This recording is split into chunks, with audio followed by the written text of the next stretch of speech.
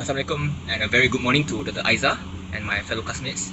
So today we're gonna present a chapter 3, Important of Managerial Issues, presented by Tutorial 1, Group 3. So here is our group member list. We got Hafiz, Henny Perry, Sharifah, Farah, and Quratul Ain. Hi everyone, my name is Alia, metro number 2400479 from Tutorial 1 Group 3. In this video, we will be discussing about question 1 to 5, page 120, case 1, global organization, global ethics and social responsibility, page 1 to 3, and case 2, protect the bees.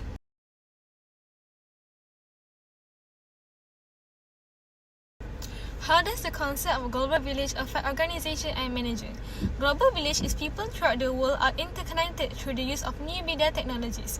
Global village allows people to experience events, cultures, and ideas from across the world. Now, let's talk about how global village affect organization and managers. Organization and managers are coordinate with each other. Global village allows organization to access markets and compete with businesses from around the world, while managers need to be aware of the global competition and adapt their strategies to maintain. Secondly, organization function within a cultural, diverse and multicultural environment. Meanwhile, managers need to understand and respect different culture and practices to effectively manage a diverse workforce.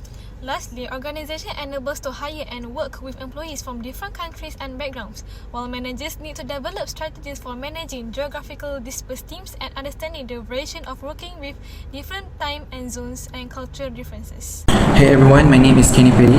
Today we are diving into a topic of social responsibility, which is basically about how company and people act in a way that benefit the society. So when a business is socially responsible, it means they are thinking about how their action affect people, the planet and also our economy. It's about doing the right thing for the better world. There are 3 examples of social responsibility. We will look at the 3 types of this. First up, we have corporate social responsibility, and CSR for short. CSR is when a company make a promise to operate in an ethical way. That means they care about being honest and fair. They think about their impact on environment and society. They are not just focused on making money, they also want to give back and be sustainable. For example, think about Tesla. Tesla mission isn't just about making cool electric cars. It's also about helping the world to switch to a clean energy. They also work to reduce pollution by making cars that don't need gas. This is part of their CSR because it's a way of them to help the environment and fight climate change. Now let's talk about social obligation. Social obligation are things that a business is expected to do by law or to meet society basic needs. These are the bare minimum requirement like paying taxes, following laws, and treating employees fairly. So a cool example here is Tom shoes. They started with what they call a 1-for-1 model. So for every pair of shoes that you buy, Tom's will donate it to a child that needs the shoes. So they didn't just sell shoes, they had a mission to help people who couldn't afford them. So while it started as a model, started as a social obligation to give back, it's become a huge part of their brand. Finally, let's take a look at social responsiveness. This is all about responding to what society needs and expect. It means a company listen to issues around them and find a way to help. Socially responsive company take active steps to make a difference, especially in areas like environmental protection, poverty and health. An example here is H&M, the clothing brand. They know that the fashion industry create a lot of waste. So they started a program where customers can bring old clothes to be recycled. They also focus on using material that are better for planet, like organic cotton. By doing this, H&M is responding to society concerns about waste and pollution in fashion industry. To wrap this up, social responsibility means company go beyond just making money. Through CSR, they're trying to be sustainable and ethical.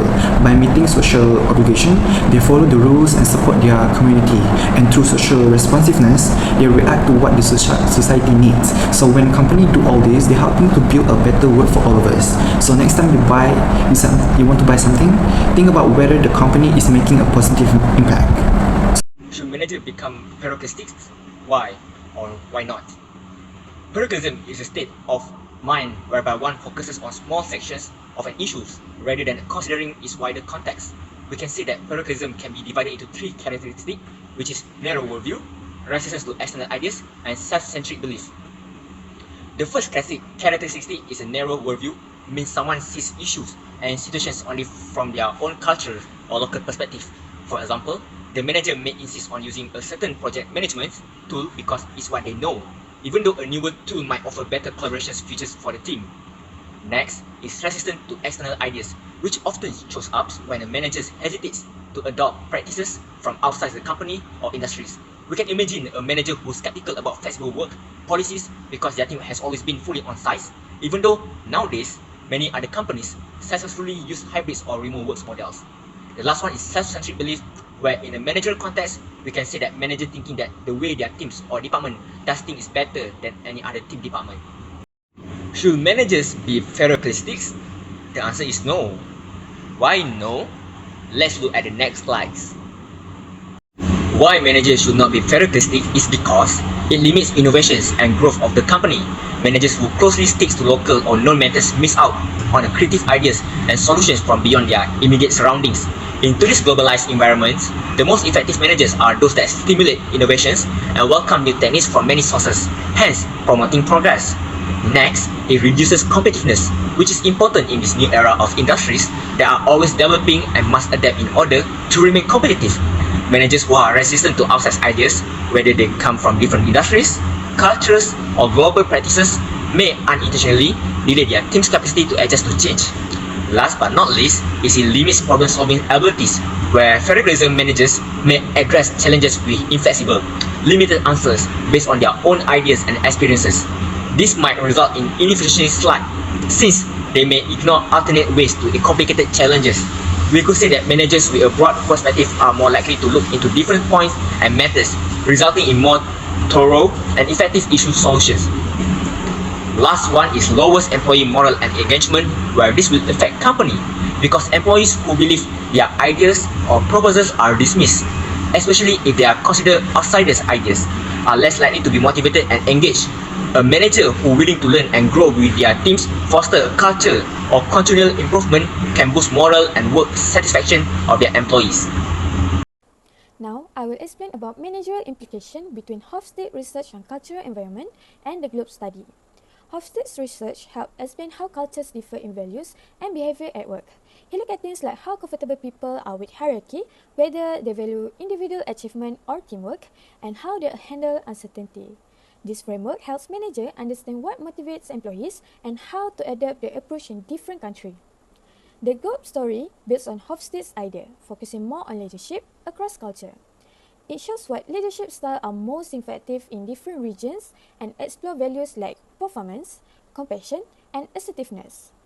This study is helpful for managers aiming to lead effectively in diverse global teams. A number of dimensions defined by Hofstede framework demonstrate how workplace dynamics are influenced by national culture. Managers can adapt their strategy to different cultural contexts by having a thorough understanding of this dimension. First is power distance. People from high power distance culture anticipate hierarchical organization with respect for authority and top-down decision-making. Managers can take more egalitarian stances in low power distance culture, promoting feedback from staff members at all levels. Second is collectivism versus individualism. Managers may concentrate on individual performance and incentive in individualistic culture, which place a strong emphasis on independence and personal accomplishment. Managers may place a strong emphasis on group rewards and cultivate a strong sense of community because teamwork and group success are valued in collectivist culture. The next on the list of Hofstede's cultural dimension is the dimension of masculinity versus femininity. This dimension gauges the prevalence of masculinity or patriarchy in a civil society. It is commonly seen that in different countries, the distribution of power and wealth between genders varies largely. These differences usually reflect in terms of pay gaps, leadership style, political representation, and so on. The developed countries of the world promote greater equality among genders, while conservative nations denounce power to women. Given that, the power-sharing arrangement between men and women in society has a great implications for every sector. Besides, gender roles are among the most imperative attributes of culture, and for businesses entering a new nation, it is important to ascertain if the society is more masculine or feminine in nature. Subsequently, they can plan their leadership role and the demographic of the workforce they would like to create for capturing an emerging market. Fourth, uncertainty avoidance.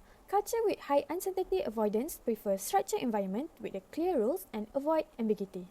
Managers in such context should prioritize stable processes, detailed planning, and clear instruction.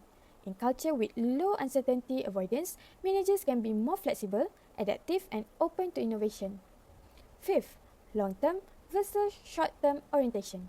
Culture with a long-term orientation are inclined toward future-focused goals and perseverance, so managers should emphasize planning, passion, and continuous improvement. Short-term oriented culture focus on immediate results, so managers may need to set more immediate objectives and recognize short-term achievement. 6. Indulgence versus restraint.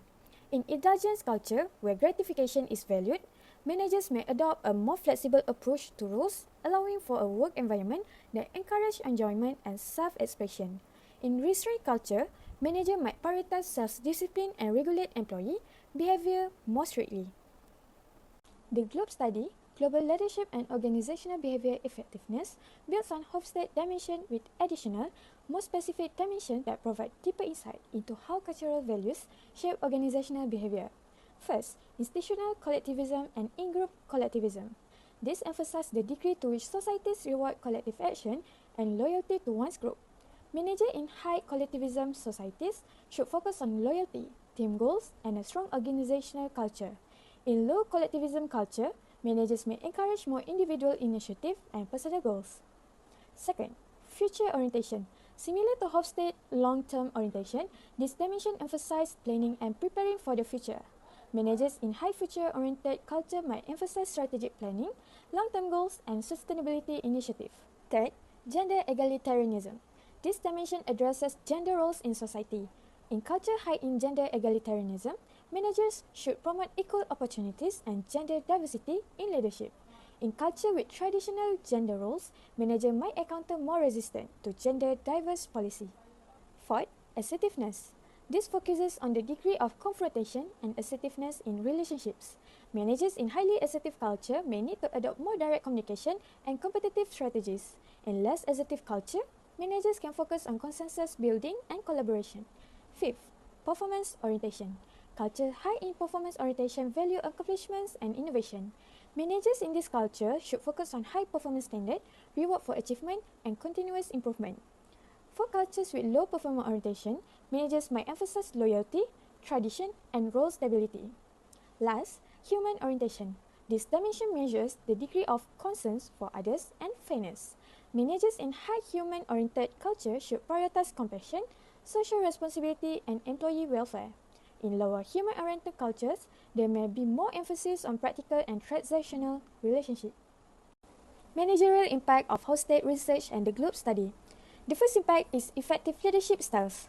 According to the Hofstede and Globe frameworks, leaders should modify their approaches to conform to cultural norms. For example, participative leadership performs better in low power distance culture, whereas authoritarian leadership may be more successful in high power distance culture. Second impacts, team dynamics. Managers may create close-knit teams and cultivate enduring in-group ties in culture with high level of collectivism. Teams may benefit from more autonomous position with distinct individual tasks in individualistic societies. The last impact is adaptation to local norms.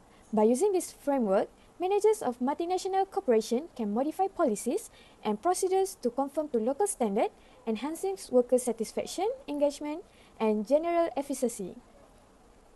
Okay, so the last question of this discussion is how might the cultural differences in the Globe dimension affect how manager? So for A is use work group. Manager will create a work group that emphasize interpersonal relationship and mutual support, which individual express pride and loyalty to their organization. For high power distance, manager may create a clear hierarchy within a work group, and also for a low power distance, work group may operate more democratically with a collaborative decision making with input from all members. And also for collectivism is team may focus on group harmony and collaboration, also valuing each other opinion. And for individualism is work group might be competitive and focus on personal accountability. And for B, we have developed goal and plans. Manager will involve employee in set company goal. For a long-term orientation is manager might set a strategy for a long term and emphasize planning for a future goal and sustainability. So for a short short-term orientation is goal setting may focus on immediate outcome. Okay, so for this one is manager may prefer a detailed and structured plan and also a clear guideline to minimize risk. And by recognizing whether their approach should be long-term or short-term, or structured or flexible, manager can create more effective strategy that resonate with their team and organized culture, ultimately can driving a better outcome. Okay, so for C, we have a reward outstanding employee performance. They have a two type of culture. The first one is masculine and the second one is feminine. So for masculine, is reward may be tied to a competition with a recognition given to the top performer and a strong emphasis on individual achievement. And also for feminine culture, is manager may emphasize employee that given a recognition or collaborative effort and focusing on employee well-being and job satisfaction. For collectivism is they are more to celebrating a group achievement rather than celebrating an individual achievement. So for individual, they are focused on accomplishment and incentive. For D is deal with employee conflict. So this one is manager may consider the nature of the task at hand. Conflict may be happen because of the differences in personal characteristics such as age and gender.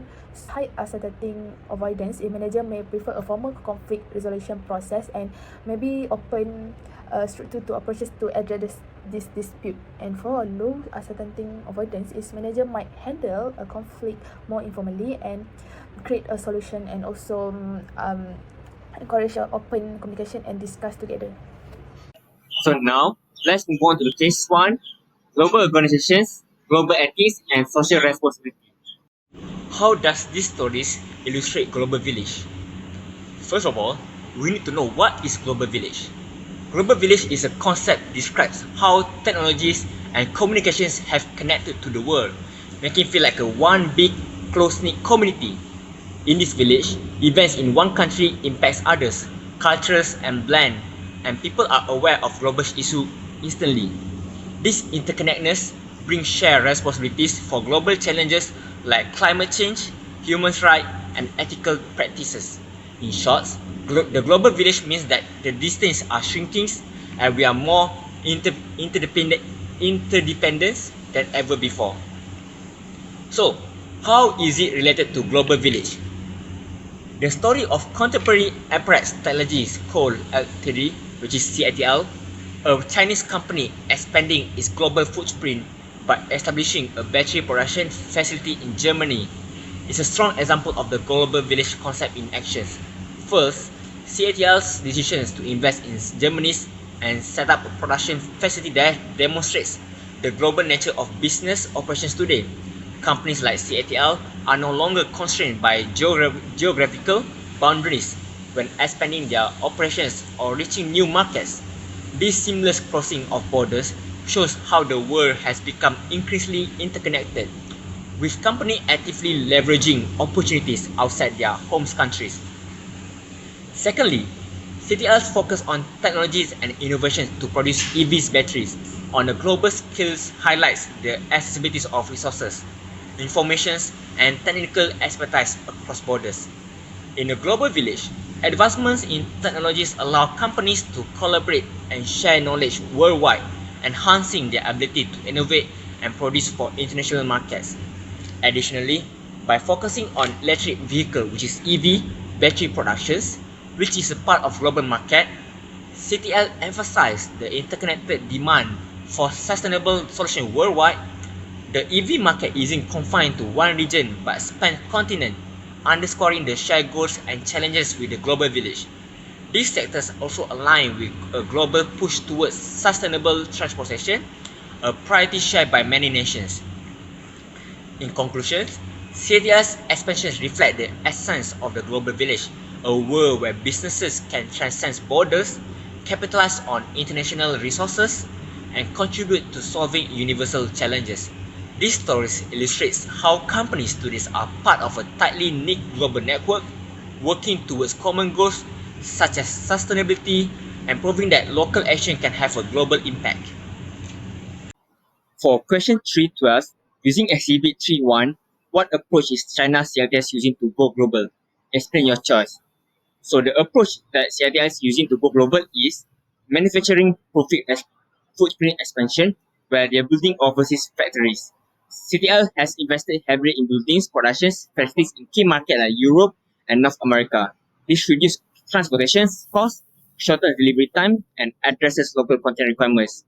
The next one is technological innovation, where they did the research and development. They focus on research and development. CTL continuously invests in research and development, aiming to improve battery performance, range, and affordability. This allows them to stay ahead of the curve and offer competitive solutions to diverse markets. And the last one is securing raw material supplies, where they invest in mining and refining. CTL is not just focusing on building batteries, but also securing access to critical raw materials like lithium, cobalt, and nickel. They invest in mining assets or joint ventures, securing stable upstream supplies and mitigate market volatility. So today we are spending question 13. The question is, what kind of NMC do you think CATL is? But before that, we are explaining to you what is an NMC. So it's a company that doesn't just operate on its own country, but instead it's got its hand in different countries around the world, with factories, offices, and stores outside its home bases. For example, a company like Apple, Toyota, and also our main focus today, which is CATL. MNC come in different types, each with its unique way of working across borders. So we will look at the three main types. So the first one, multi-domestic corporation. Imagine a company that changed its product to match the tastes and preferences of each country it operates in. This is called a multi-domestic corporation, which is the short form of MDC. So MDC have localized strategies, which mean that they adapt to their product to fill the local needs and also the local market. For example, McDonald's is a MDC. In Japan, they serve shrimp burger, while in India, they have a Maharaja Mac made with a chicken instead of beef, to respecting the local food preferences. So for the second one is a global corporation.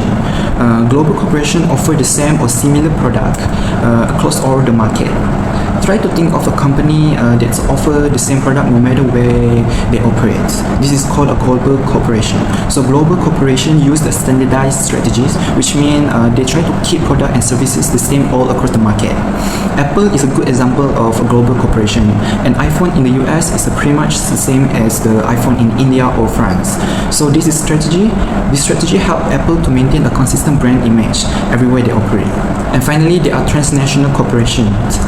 It's a blend of centralized and decentralized models, focusing on global efficiency while being responsive to local needs. They are the most flexible because they mix global efficiency with local responsiveness. So a transnational corporation might share resources, technology, and product across country, but still adapt to local needs. They are often called a borders organization. For example, QuantumScape Corporation is a battery manufacturing company that's a transnational corporation.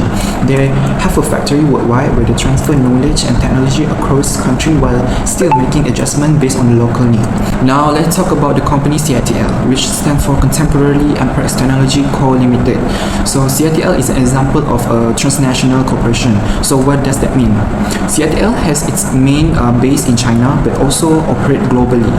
It's make battery for electric vehicle EVs and also is a big player in the clean energy world.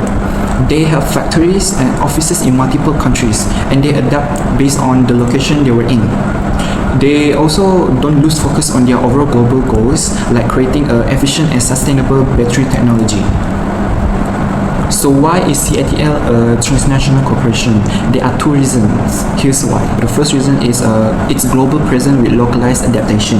CITL has worldwide presence and adapts some of its strategy based on where it's working. For example, when CITL set up a factory in Germany, they didn't just copy their production method from China. Instead, they adapted their process to meet European standards, especially in areas like environmental regulation and worker safety. And of course, second reason, cross-border integration.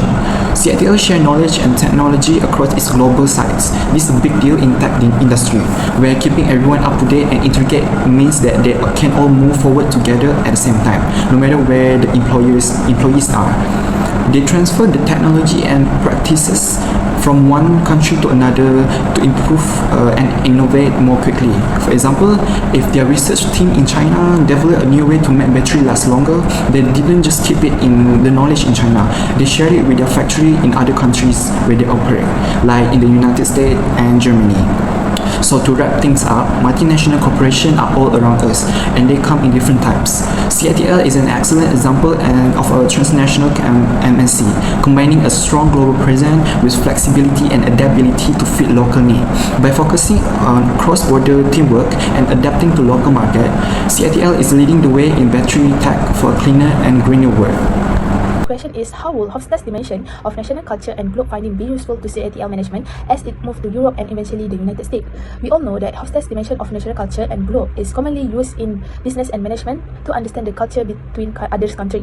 So, Hofstede's culture dimension theory is based on differences in value and belief regarding work's goal. The theory includes 6 dimensions. The first dimension is individualism versus collectivism. So, basically, collectivism it is like knowing whether a culture prioritizes individual goal or group cohesion will influence CITL team dynamic and marketing strategy. For example, individual culture is used in US. The US score high on individualism, like valuing personal success and independence. Personal achievement may be emphasized in employee motivation and branding. In collectivism cultures, such as Europe and many Asian countries, CITL might focus on fostering environment, encourage a collective goal, and create a creative marketing message that highlight how their product works and how their product give benefit to a community. CITL should promote team-based reward, celebrating collective achievement through team outing or bonus. For the second one is power distance. It's like understanding the degree. It is like understanding the degree of inequality that is accepted can help CITL telling it is management style.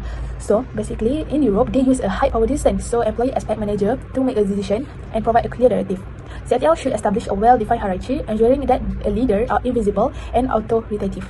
In US, they use a low power distance. There's an expectation for more egalitarian workplace where employees feel comfortable to raising their opinion.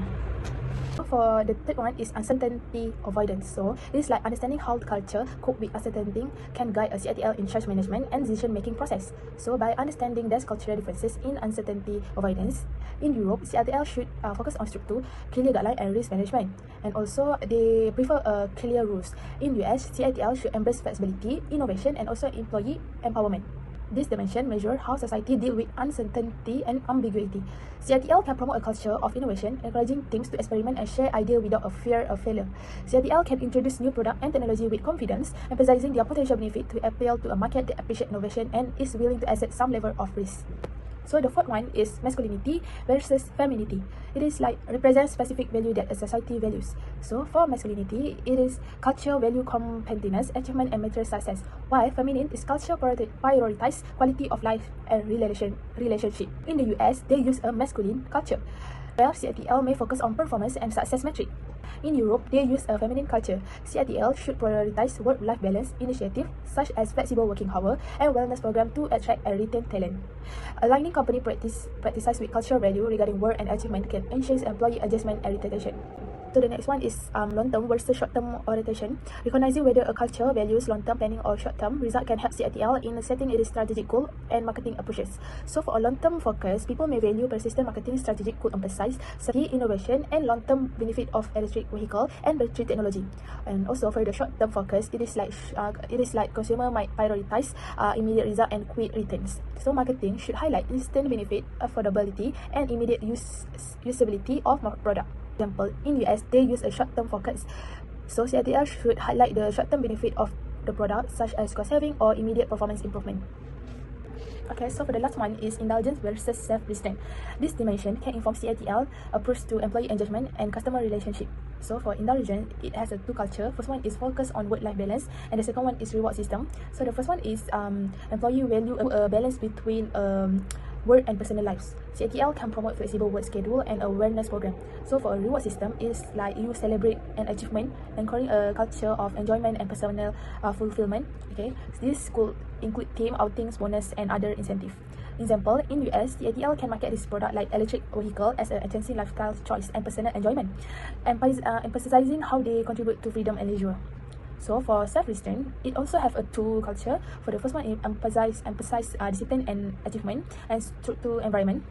So for emphasize discipline and achievement, in culture that values self-restraint, it is focused on personal and professional growth and encouraging a goal setting goal setting, professional development opportunity, and performance-based reward. And also for the Strict 2 environment, it's like create a Strict 2 and a goal-oriented work environment that aligns with the cultural emphasis on hard work and restraint. So basically, in Hungary, they use a restraint culture. CITL should focus on the practically and efficient of its product, appealing to a more cohesive consumer base. So, for example, like adjusting marketing strategy to fit a cultural attitude can ensure brand perception and consumer engagement. So overall, the CITL can effectively manage cultural differences as it enter to new market in Europe and the United States. This understanding can enhance communication, improve team dynamic, and also foster a more inclusive workplace, and also driving successfully international operation and growth. 3/15. The case study is about Congo, the main country that produces cobalt from mining. Cobalt is widely used in technology as batteries, but the main issue is that some of the miners are children and they rarely wear safety masks or other safety equipment. So, does this issue fall under the classical view of responsibility or socio-economic view of responsibility? There's two types of social responsibility, which is classical view and socio-economic view. Classical view focuses on maximizing profits by operating the business in the best interest of stockholders. Other than that, it is to increase the shareholders' wealth and has no responsibility towards the society or the environment. On the other hand, socio-economic view is management's social responsibility goes beyond making profits, which includes protecting and improving the welfare of society. Other than that, corporations are not independent entities responsible only to stockholders. Socio-economic view also looks after effect causing society. The answer to this question is that this issue falls under socio-economic view, which includes protecting the employees. So, we already discussed that social responsibility is an ethical obligation of individual and organization to do something that will give benefit back to the society. Now, I will discuss ethical factors that might cause problem to the cobalt mining in Congo. The first ethical factor is child labor. Companies must avoid and stop child labor in their supply chains as a part of their ethical obligation. Due to worries about child labor, which is against international standards, US and European businesses are reluctant to work with vendors that enable child labor. Children who mine cobalt have a serious risk of developing lifelong health problems because they frequently work without protective gear. Businesses have an ethical obligation to refrain from endorsing child labor. The second ethical factor is worker safety and health. These independent miners work in extremely dangerous situations with little to no protective equipment. Proper equipment and a safe working environment are essential components of ethical labor practices. Businesses that profit indirectly from this mining have a social obligation to either steer clear of sourcing dangerous mines or collaborate with regional partners to enhance safety procedures. So from case 1, we can note that first, EVs and charging stations are transforming the global auto industries. Electric vehicles and their supporting infrastructures like charging stations are reshaping how the auto industry functions. As more people switch to EVs, traditional gasoline-powered vehicles are slowly being phased out, encouraging the innovation in car manufacturing and energy. The second one is, by 2040, EVs are expected to account for 1/3 of all vehicles.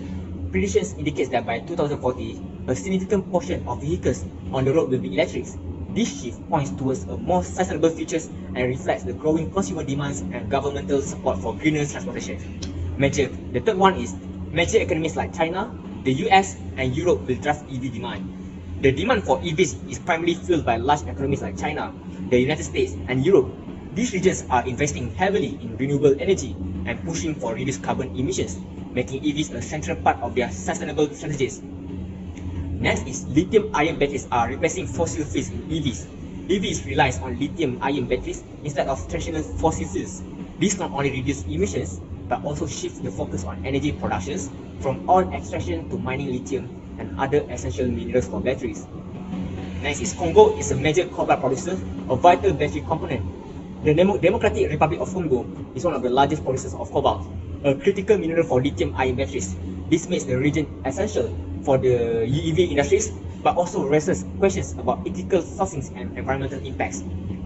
The next one is China is the largest consumer of Congo's cobalt, controlling the battery market. China imports a significant amount of cobalt from Congo, securing its position in the battery market. The relationship allows China to control much of the global supply chain for EV batteries, positioning itself as a leader in the industries. After that is Chinese company, especially CATL, dominate the lithium-ion battery productions. Chinese companies like CATL lead the world in lithium-ion battery productions, making them key players in the EV market. Their expertise and production capacity give them a competitive edges, especially as the demand for the EVs rise globally. The next one is CATL is expanding to become the world's largest EV battery producers, where CATL is investing in expanding its operation to outpace competitors and secure its position as the top EV battery producers worldwide. This ambition aligns with China's broader goals in the EV sectors. Next is CATL is planning overseas expansion in Europe and the US. CATL is not only focusing on China, but also looking to expand into European and American markets.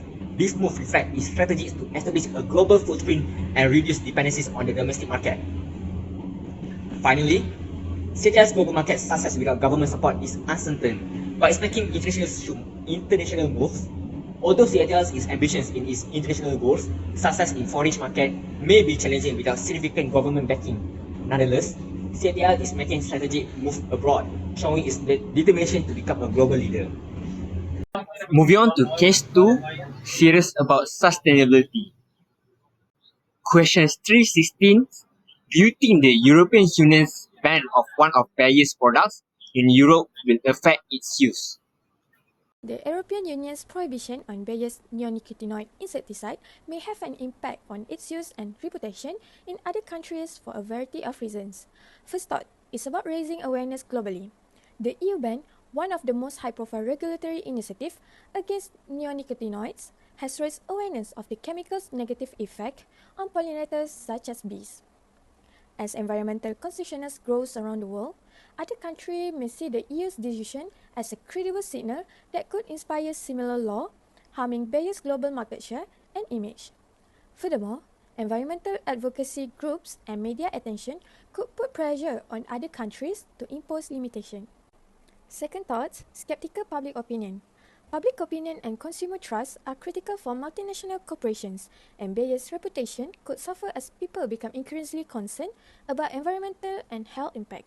The fact that the EU has imposed a ban based on scientific studies and environmental advocacy could make consumers and stakeholders in other regions skeptical of Bayer's claim about the safety of its product, especially if similar data and concerns are presented in those markets.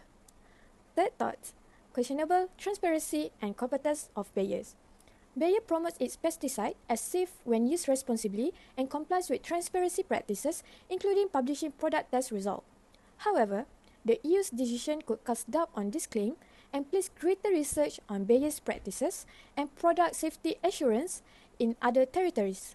Consumers and governments might question whether Bayer is fully addressing environmental risks, leading to a potential erosion of trust. So the question is, do you think that the environmentalists have overstated the danger of Bayer's product to be?